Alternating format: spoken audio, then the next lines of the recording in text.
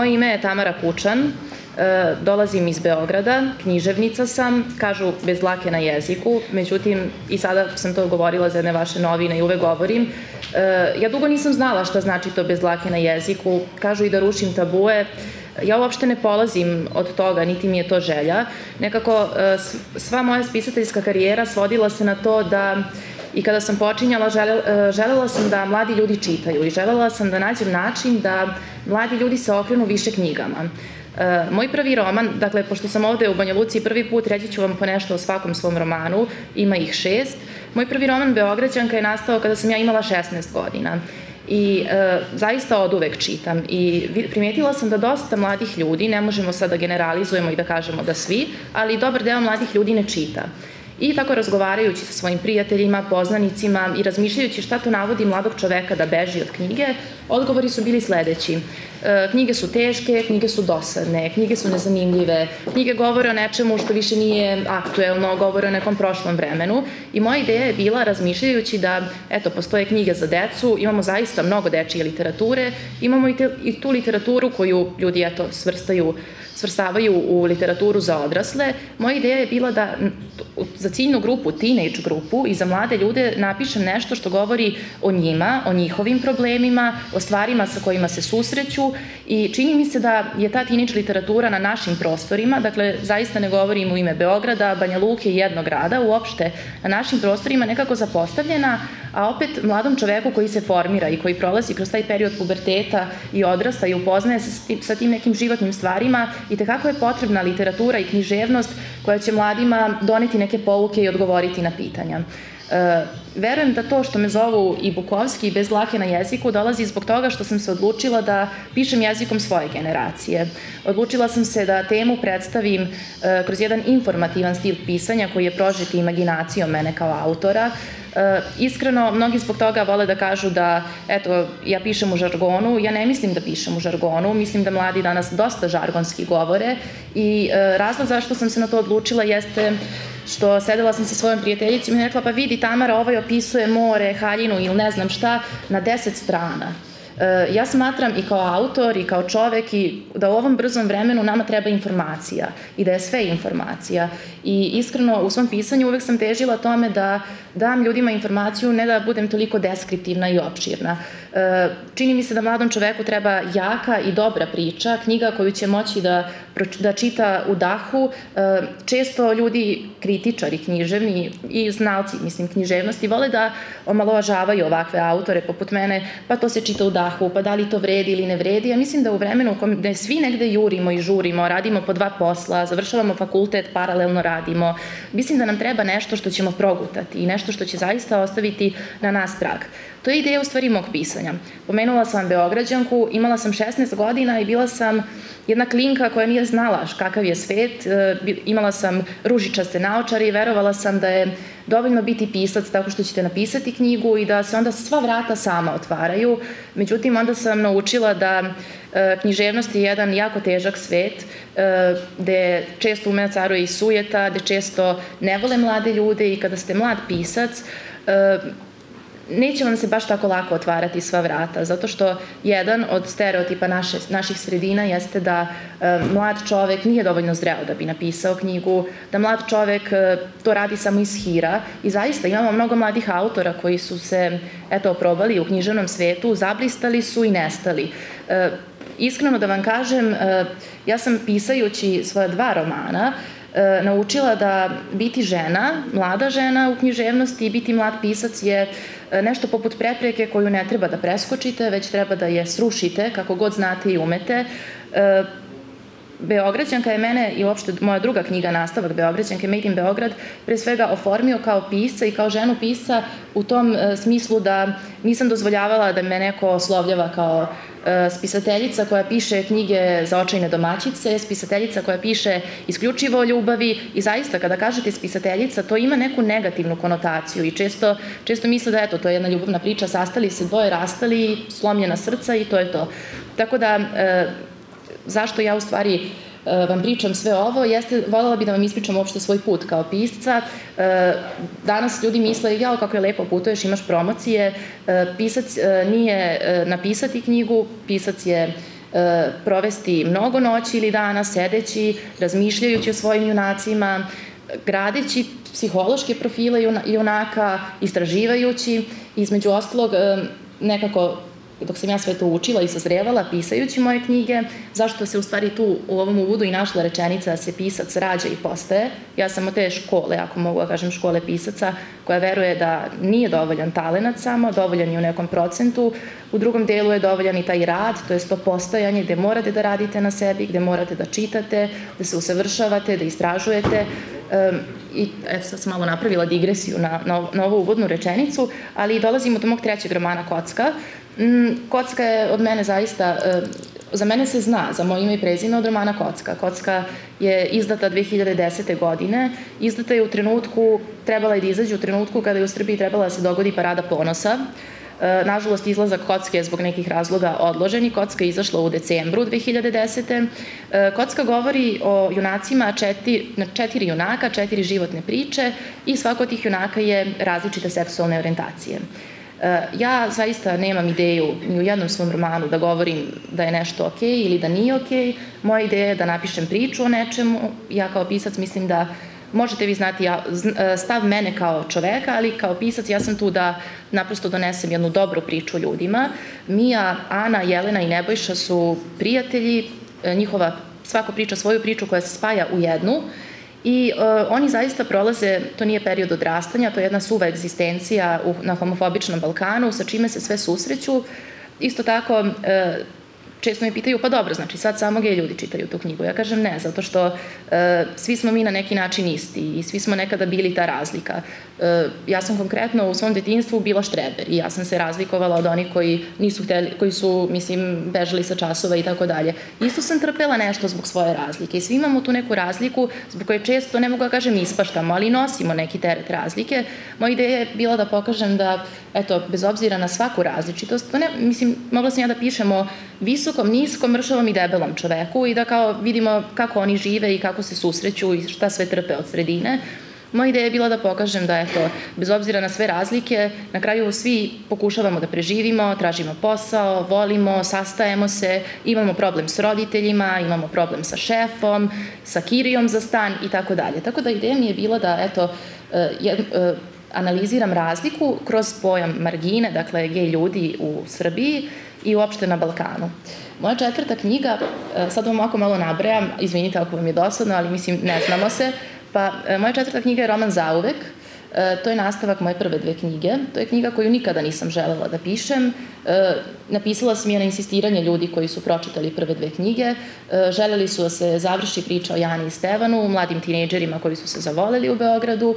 I ja sam nekako krenula da ispunim tu želju i shvatila sam koliko ja zapravo potajno u sebi želim to da pišem i koliko sam u stvari vezana za svoju prvu junakinju. Jana Petrov je moja prva junakinja. To je junakinja koja mi je promenila život. Prvo su svi mislili da sam ja Jana Petrov, pa su onda mislili da je moja mama Jana Petrov i tako su svi oko mene bili Jana Petrov i onda često kažem da svi smo mi na neki način Jana Petrov i svi smo bili u tim godinama Jana Petrov, samo možda nismo išli na splavove i patili za vrhunskim glumcem, nego smo recimo patili u tim nekim drugim godinama za najboljim studentom, išli smo na igranke, tako da Jana Petrov je zapravo nešto od čega sam se ja jako teško odvojila. Od nje sam se odvojila kroz svoj roman Zauvek, to je kraj te trilogije, kako je zovu, i sada me pitaju da li ću pisati dalje o Jani Petrov. Strašno mi se piše o Jani Petrov, ali mislim da treba ljudima ponuditi nešto novo, nešto drugačije. I često mi kažu, pa dobro, neka Jana sada bude prostitutka, ali mislim da Jana treba da ostane i Stevan, ta ljubavna priča treba da ostanu u tom romanu Zauvek i da to bude ipak njihov kraj. Dolazimo do Kocke 2. Mislim, ja sam inače pisac i ja bih voljela ako neko ima pitanja i vi mene slobodno prekidajte. Ja volim da se družim, ja nisam onaj sujetan pisac koji će ovde držati monologe o nastanku sveta i tako dalje. Moji čitaoci se dele na one koje vole Beograđan, Komedijem Beograd i Zauvek i na one koji vole Kocku. I kada sam napisala nastavak Zauvek, to je završila tu trilogiju, javili su se oni koji fanatično vole Kocku i rekli su, aha, napisala si Zauvek, a nastavak Kocke, a ja sam stvarno imala pripremljen nastavak Kocke i poželjela sam da tu ja već odrastam i shvatam da se i u umetnosti sve vrti oko novca, da i tu ne možete da kupite talenat, ali možete da kupite mesto za vaš roman i tako dalje. I ja to shvatam da mene zapravo najviše što iritira u umetnosti jeste taj, volim da ga zovem novčani elitizam, postajete bitan pisac zahvaljujući novcu, mene to, na primjer, jako užasava i poželjela sam da ili štampate knjigu na temu koja je, eto, u tom trenutku aktuelna, prodajete po nekoj smešnoj ceni u ogromnom tiražu. Mislim, ja sam zaista pisac koji eto, ne voli da vezuje pisanje i umetnost za materijalne stvari i poželjela sam da, tada sam u tom trenutku dok sam pisala Kocku 2, proslavila 5 godina svoje lepe i teške spisateljske karijere i poželjela sam da ljudima poklonim knjigu. I onda sam se razmišljala kako pokloniti knjigu, naći neke sponzore. Zaista sam htjela da ta Kocka 2 bude poklon i pošto živimo u eri tehnologije, svi provodimo mnogo vremena na Google-u, na internetu, na mailu, odlučila sam se da na svoj sajt stavim roman Kocka 2 u elektronskom obliku i da, eto, ljudi mogu besplatno da ga skinu. I tu postoji jedan frapantan podatak, Kocka je zaista mnogo puta skinuta, ona je posle 2 meseca skinuta 5000 puta sa interneta, a sada je već do 10.000 stigla. I ok, lepo je, 10.000 ljudi je pročitalo Kocku 2, ali ono što je mene nekako zaintrigiralo jeste da li su knjige skupe, pa zato se čita knjiga koja je besplatna, ili smo naprosto mi mladi, eto, toliko zaraženi Facebookom gdje je u stvari procurela informacija da je Kocka besplatna i na raznim društvenim mrežama, da li sva isto toliko vremena provodimo da eto, neko je ušao tu sa Facebooka, uglavnom je ulaz sa Facebooka na sajt i skinuo knjigu i pročitao. Meni je u svakom slučaju drago da neko nije igrao igricu na Facebooku, nego je čitao Kocku i tako dalje. I dolazimo do mog posljednjeg romana, to je Peščani sat.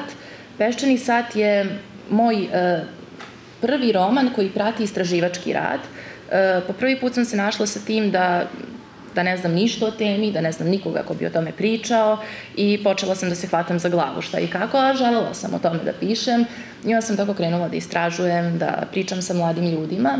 U tom periodu kreće pompa novinska, da se na Balkanu eto, dešava ta elitna prostitucija, da mlade žene koje su poznate sve češće zarađuju novac ne od posla nego od prostitucije i meni je zaparalo uši to elitna prostitucija i sad kao šta je elitna prostitucija, svuda na svetu postoji ta visoka prostitucija, međutim Balkan je jedno specifično tlo koje ima elitnu prostituciju, to jeste visoka prostitucija, ali to je pre svega estradna prostitucija, prostitucija gdje se žene sa estrade prodaju za novac ili teže da se bogato udaju. I ono što je meni sad bilo tu najfascinantnije jeste kada sam istraživala za Peščani sat, pričala sam sa mladim ljudima i zanimalo me, ok, šta je za tebe elita? I sad elita, neverovatno je kada tako razgovarate sa 10 mladih ljudi i popišete spisak imena koji su vam dali da su elita. Od 100 imena, 2 su akademski građani, 2 je, ne znam, Novak Đoković, dobro, uspešni sportista, ali ovo ostalo su ljudi sa osnovnim školama. Nikoga, ja stvarno nisam fašista, meni je nebitno, to mi je zaista nebitno, ali to su ljudi koji su osuđivani za zločine, to su ljudi koji su ubijali druge ljude, ali šta vezuje sve te ljude? Ako izuzmemo 2 akademska građana, a i oni nešto tu muljave, što baš i nije toliko pohvalno, jeste da imaju mnogo novca, jeste da ih možete videti čim otvorite novine i možete ih videti na televiziji. Kod žena zajednička tačka jeste da su atraktivne, i to je to. Nema nijednog pisca koji je uopšte idol mladih i spada u elitu po mladim ljudima, nema nijedne spisateljice, nemate nijednog slikara, vajara, nema umetnosti uopšte. I onda sam ja tako shvatila da, eto, mlad čovek, ne mislim na sve mlade, imamo mi mnogo pametnih mladih ljudi, samo što ih nekako zapostavljamo. Mladi ljudi jednostavno vole tu kvazi elitu i dive se kvazi eliti. I onda sam ja to nekako sve kao diplomirani komunikolog svela na ovo vreme, instant vreme, gde sve možete kupiti i sve možete naručiti. Vi možete kupiti diplomu, možete kupiti, ne znam više ni ja šta ne možete kupiti. Sve ono za što ste morali i nekada da radite, da sedite, da provodite vreme učeći, danas je to nekako olako dostupno. I poenta u stvari cijele ove priče jeste da Peščani sat ne govori o eliti, Peščani sat govori o kvazi eliti. Govori o onome šta su nam donele 90. i kakve su nam idole donele. Govori o tome ko su ti muškarci koji naručuju usluge žena i ko su te žene koje eto prodaju telo ili teže da se bogato udaju. I često me pitaju da li je zaista te žene samo žele novac. Ja sam se potrudila da izgradim 3 junaka, to jest u stvari ja imam 4 žene koje su slabe na novac i mogu se podvesti pod kategoriju prostitutke imam Saru. Sara ne ulazi u posao prostitucije zbog novca, ona pre svega ulazi zbog ljubavi prema muškarcu koga voli, njen muž.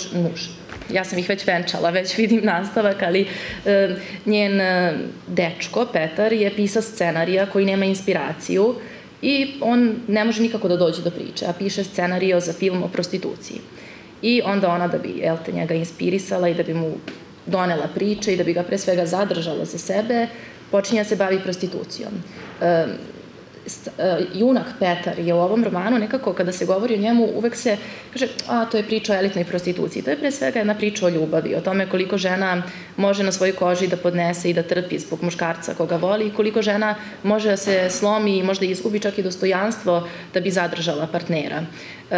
Profil Sare je zapravo, u profilu Sare vi možete vidjeti šta je to prostitucija danas.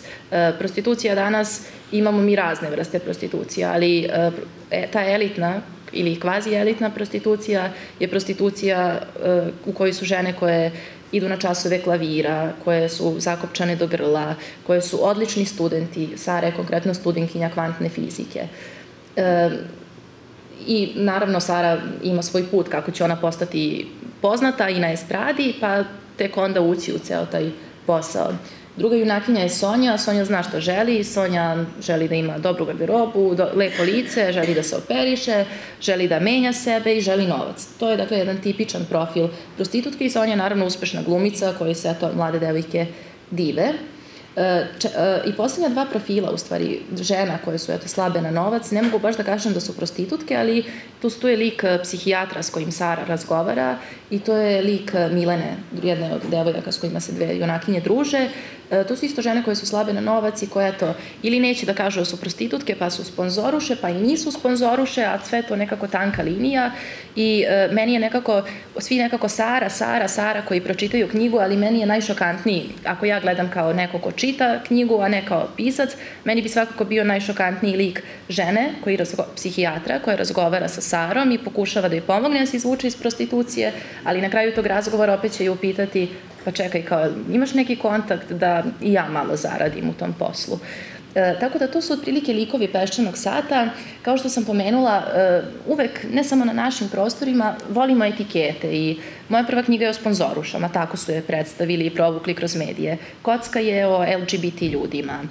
Zauvek nastavak toga i toga o sponzorušama. I sad Peščani sat nekako uvek ide ta priča da li je prostitucija elitna, priča o elitnoj prostituciji, međutim Peščani sat donosi tu jednu veliku ljubavnu priču i donosi nam shvatanje toga ko su ljudi koje gledamo na televiziji, kakve su njihove životne priče, ko su idealni partneri za mlade devojke, šta one smatraju da su idealni partneri. Dolazimo do toga kako se muškarci ponašaju prema ženi koju plate. I mislim da Peščani sat zapravo ima i te teme koje su nekako nepravedno zapostavljene i ono što ja nekako uvek to naglašavam, ljudi onda prevrnu očima, ja sam žena koja voli feminizam i volim ga jer sam zaista naučila da je teško biti žena u ovom vremenu kada ne priznaju to da ste podjednako vredan pisac kao muškarac, vi samo pišete ljubavnu priču i to je to. I meni je bilo jako zanimljivo kada sam popisivala imena idola mladih, da pogledam kakve su to žene. I neverovatno je, znate, slično su našminkane sve, u sličnoj su garderobi i onda tako ja razmišljam da li je moguće da sve imaju isti ukus ili postoji neki kalup po kome one prave od sebe to što jesu. I meni je iskreno bilo jako zanimljivo kada izađete bilo gde, a i sinoć sam malo obišla Banja Luku oko tako 11-12 uveče, da vidim kako se mlad svet provodi. Neverovatno je da svuda, na svom području Balkana, mi imamo klonove. I da li mi treba da krivimo te devojke i da li treba da im se smejemo ili treba da postanemo svesni da te mlade devojke rade zato što to prolazi kod nekoga ili zato što su to negde videle. Peščani sat progovara o tim estetskim standardima i o tome šta društvo može nametnuti ženi kao ideal lepog, kao ideal normalnog i čini mi se da moje junakinje zaista pate od tih nekih estetskih standarda da ili nemaju dovoljno dugu kosu ili dovoljno dug vrat ili dugačke prste. Neverovatno je da, a verujem da se svaka žena jednom našla u toj situaciji i kaže ja nisam kao te i te ili nemam dovoljno tanak struk. Tako da mislim da je vrednost značajan i ovaj peščani sat i za muškarce, ali prvenstveno mislim da žene u ovome mogu pomalo da odstupe i da uvide da često mi govorimo da nešto nije politika, ali nekako sve je to politički konstruisano, znate. Čini mi se da, eto, čak i ti društveni standardi i te norme o tome šta znači biti danas lep, neverovatno je da naći ćete retko mladu ženu koja se divi zakopčanoj ženi. Mislim, retko ima nas koji zaista smatramo da pisac može biti elita, ali čini mi se da nekako standarde mladih devojaka uopšte te estetske kroji jedna surova politika i društva. I gostovala sam juče na jednoj televiziji i ne znam koliko vas je na internetu i koliko vremena provodite. Pitali su me za jednu devojku čiji se klip pojavio na YouTube-u, gostovala u jednoj emisiji. Ne znam da li ste gledali, to je devojka koja je probala, cilj emisije da postane poznata. I oni tu njoj tako govore šta treba da uradi da bi bila poznata, pa ide, vozi se dobrim kolima, pa ide na dobra mesta, pa se lepo oblači, pa se kupa u džakuziju i tako dalje. I u jednom trenutku napravili su kao neki test znanja gde ona nije znala osnovna pitanja od toga koliko je 6x9, gde nije znala pravilno da izgovori reč, gde nije znala da kaže gde je kip slobode i tako dalje. I sada ja nekako komuniciram s ljudima koji vole moje pisanje preko Facebooka i vidim da je to krenulo mnogo da se šeruje. I to je takva lavina podsmeha. I onda, pošto sam pisac psihopata, nađem devojku na Facebooku da vidim šta joj rade. I shvatim da joj gule kožu, ti si ovakva, ti si onakva, ti si glupa, ti si ovo, ti si ono. Devojka je dobila šta je želela, devojka je postala poznata, ali šta smo mi dobili podsmevanjem? Mi na taj način samo, postičemo neke stvari da rastu. Orao će i dalje biti oro, kip slobode će biti ko zna gde, 6x9 će biti 15, mislim. Čini mi se da eto, mene, na primjer, dosta me taj slučaj podsjetio na moju knjigu i sve to nekako smešno, znate, vidi, ne zna, ali to ne treba da bude smešno, to treba pre svega nas mnogo da zabrine, da jedna devojka, mlada devojka koja je završila osnovnu školu i završila srednju, nema osnovno znanje i ne želi da radi na tom znanju, ona se smeje sama sebi što ne zna. I znate, nekako u cijeloj toj priči smejanjem mi pružamo afirmaciju, te stvari rastu i nikako da se neko zapita šta je sa njom, da li se obrazovala, gde se obrazovala i nekako, meni je, na primjer, taj podsmeh strašno zasmetao i eto, to je, na primjer, nešto što je bilo usko vezano sa peščanim satom. Čini mi se da, eto, ta devojka, mislim, neću reći jadna, ali ta devojka sigurno ne bi to pravila od sebe da negde nije videla i ne bi sigurno dozvoljavala sebi neke stvari da joj neko nije rekao, tako ćeš postati poznata. A onda opet šta kada postane poznata?